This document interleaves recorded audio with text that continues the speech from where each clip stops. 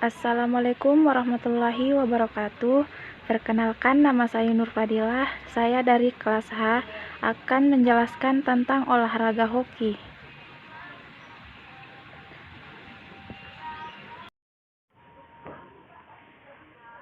Baiklah, saya akan memulainya dari pengertian olahraga hoki.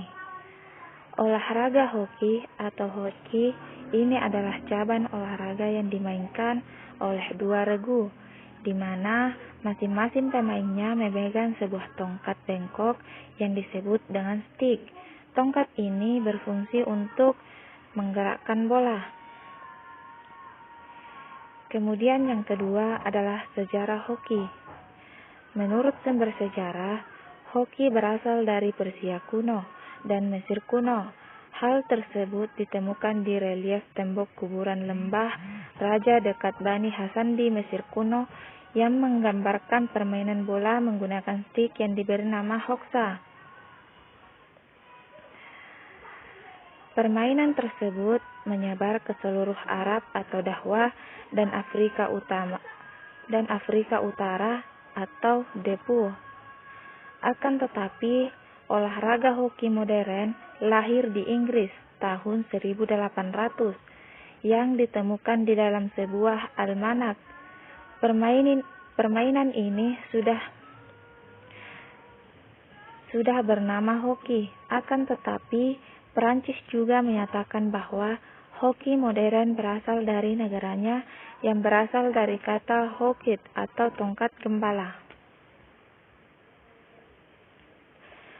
Pada tahun 1850, terbentuklah klub hoki pertama, yaitu Black Hat Hockey Club. Pada 1886, dibentuklah sebuah organisasi induk hoki, pertama bernama English Hockey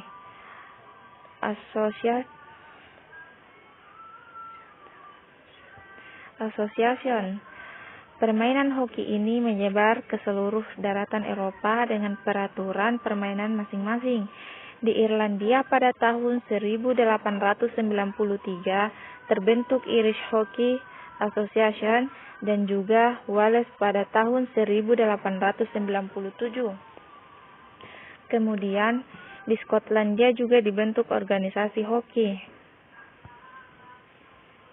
Selain itu, hoki putri juga membentuk organisasi sendiri dengan peraturan sendiri yang bernama Women Hockey Board atau disingkat dengan WHB yang berlaku di seluruh Great Britain. Pada tahun 1895, pertandingan hoki antar negara diadakan pertama kali antara Inggris dan Irlandia yang dimenangkan oleh Inggris. Kemudian, pada akhir abad ke-19, dibentuklah organisasi hoki yang dinamakan International Hockey Board atau IHB yang mencakup United Kingdom dengan membuat peraturan khusus permainan pria. Awalnya, hoki termasuk olahraga yang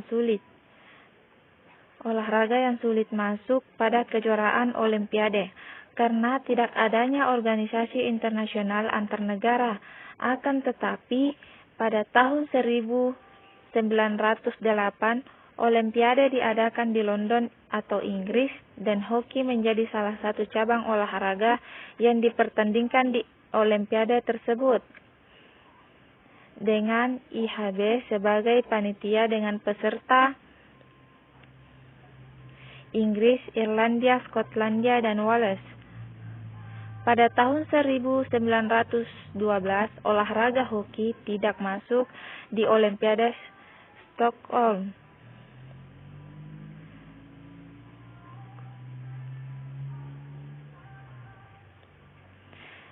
Swedia, tapi pada Olimpiade 1920 yang berlangsung setelah Perang Dunia ke-1 di Antwerpen, Belgia, hoki dapat diterima. Karena IHB hanya mencakup United Kingdom, maka tahun 1923 dibentuk International Hockey Federation atau IHF yang mencakup seluruh negara daratan Eropa dengan peraturan putra dan putri sama. Akan tetapi, sekitar tahun 1923 sampai 1927 terjadi perang dingin antara IHB dan IHF yang memperebutkan kekuasaan pertarungan pertandingan. Sehingga pada Olimpiade Paris 1924, olahraga hoki tidak diikutsertakan, ditambah lagi dengan anggota hoki putri yang mendirikan asosiasi sendiri atau Federation of Women's Hockey Association atau IFWHA, sehingga pada Olimpiade Amsterdam 1928 Belanda IOC menyerahkan pertandingan hoki pada IHF, tapi hanya untuk putra saja. Hal tersebut membuat IHB, terutama Inggris, marah dan tidak mengikuti Olimpiade sampai Olimpiade 1938. Akan tetapi, ketidakhadiran Inggris sebagai juara bertahan tidak mempengaruhi penggemar hoki dunia untuk menyaksikan pertandingan ini. Malahan, negara India yang saat itu menjadi juara hoki dieluelukan. Sehingga pada Olimpiade Paris 1924, olahraga hoki tidak diikutsertakan, ditambah lagi dengan anggota hoki putri yang mendirikan Association Federation of Women.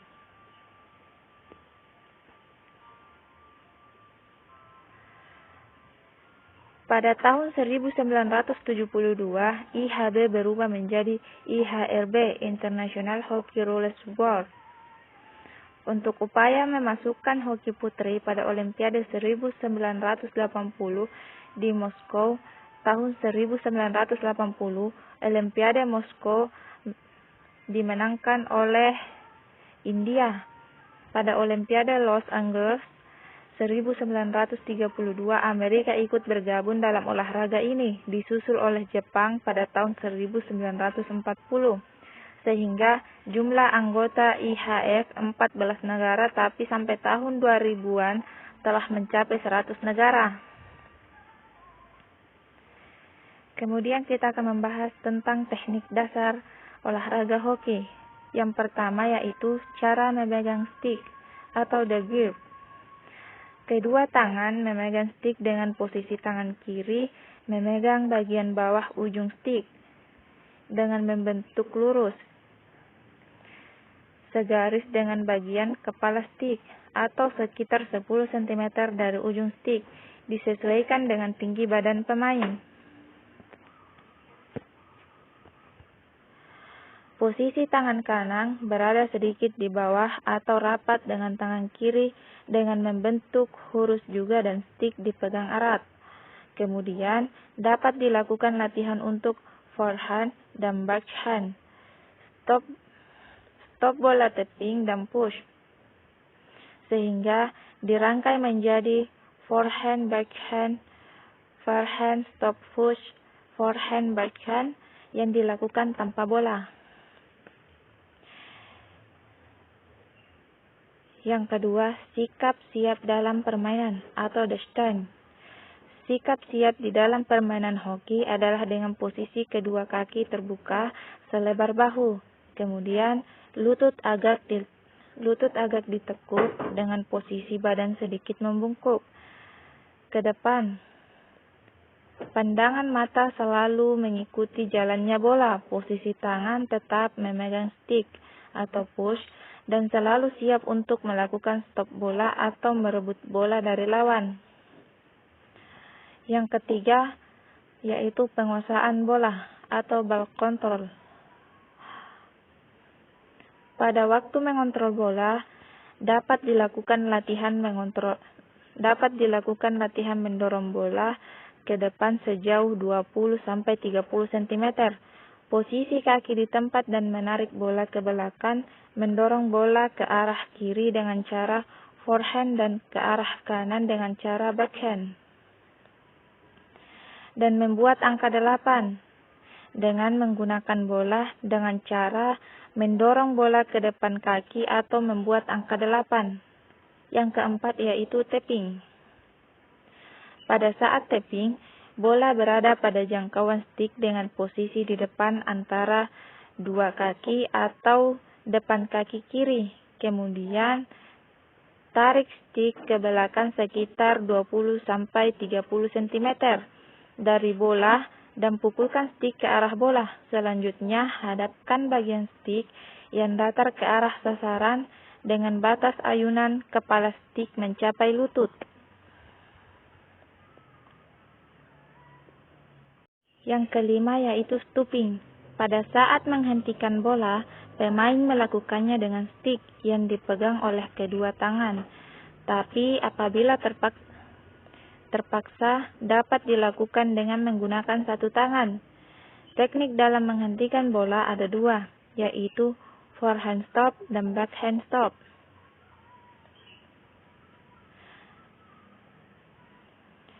Kemudian yang keenam yaitu backhand pass. Apabila pemain akan mengoper atau menembak bola dari arah kiri ke kanan dan ingin memukul keras, maka harus dilakukan memutar badan terlebih dahulu dan lakukan teknik pukulan biasa. Hal ini dapat dilakukan jika diperlukan dan memungkinkan untuk melakukannya. Kemudian yang ketujuh yaitu mendorong bola atau pushing. Mendorong bola dapat dilakukan untuk operan. Kemudian yang ketujuh yaitu mendorong bola. Mendorong bola dapat dilakukan untuk operan jarak pendek.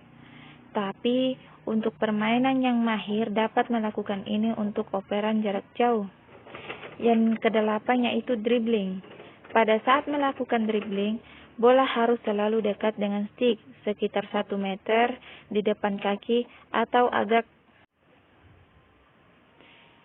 Yang kedelapan yaitu dribbling. Pada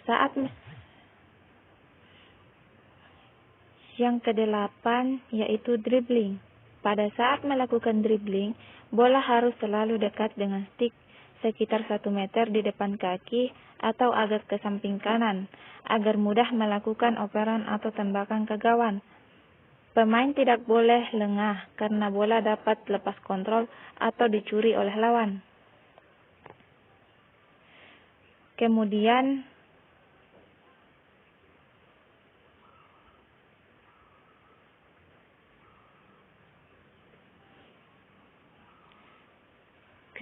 yang kesembilan yaitu memukul. Latihan memukul bagi pemula dapat melakukan gerakan hit yang benar terlebih dahulu tanpa bola.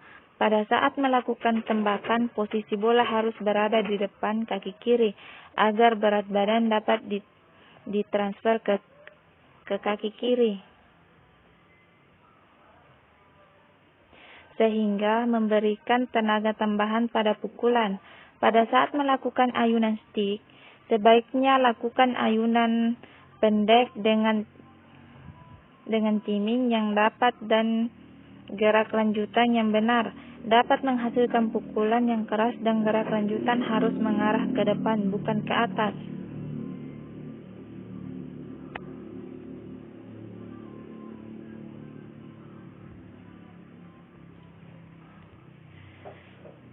Kemudian selanjutnya kita akan membahas tentang peralatan dan perlengkapan. Peralatan hoki yang penting adalah tongkat memukul atau stick. Berat stick mempunyai batasan tertentu dengan berat minimal 12 ons dan maksimalnya 23 ons untuk putri dan 28 ons untuk putra. Bagian stick mempunyai permukaan yang rata di sebelah kiri samping tempat pegangan dengan tangan atau handle. Bagian kepala stick berada di bawah. menyambung di tengah batang stik, terbuat dari kayu, ujung stik terbentuk lengkungan bahan stik, pemain terbuat dari bahan fiber dan ada juga dari kayu, dengan bentuk yang berbeda-beda dengan stik panjang gawang.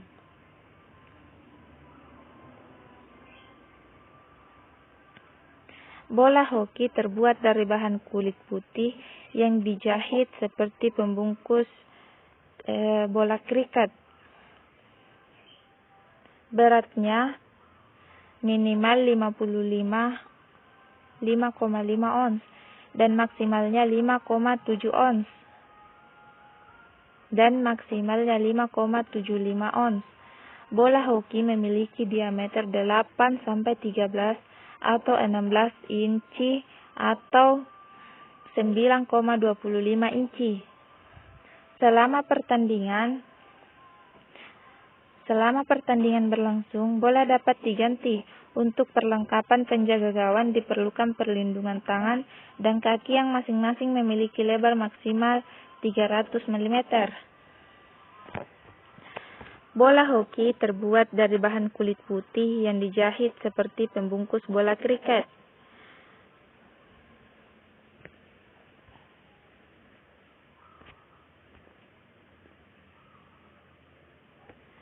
Kemudian kita akan membahas tentang sistem peraturan. Dalam olahraga hoki ada peraturan umum yang harus ditaati oleh pemain, yaitu sebagai berikut.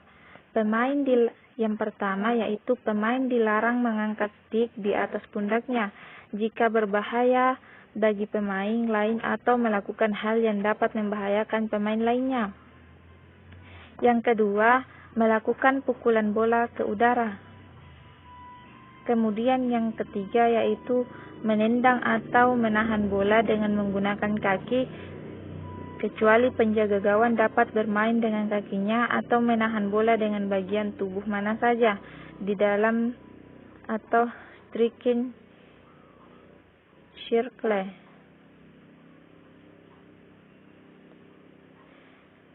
Menahan stik lawan.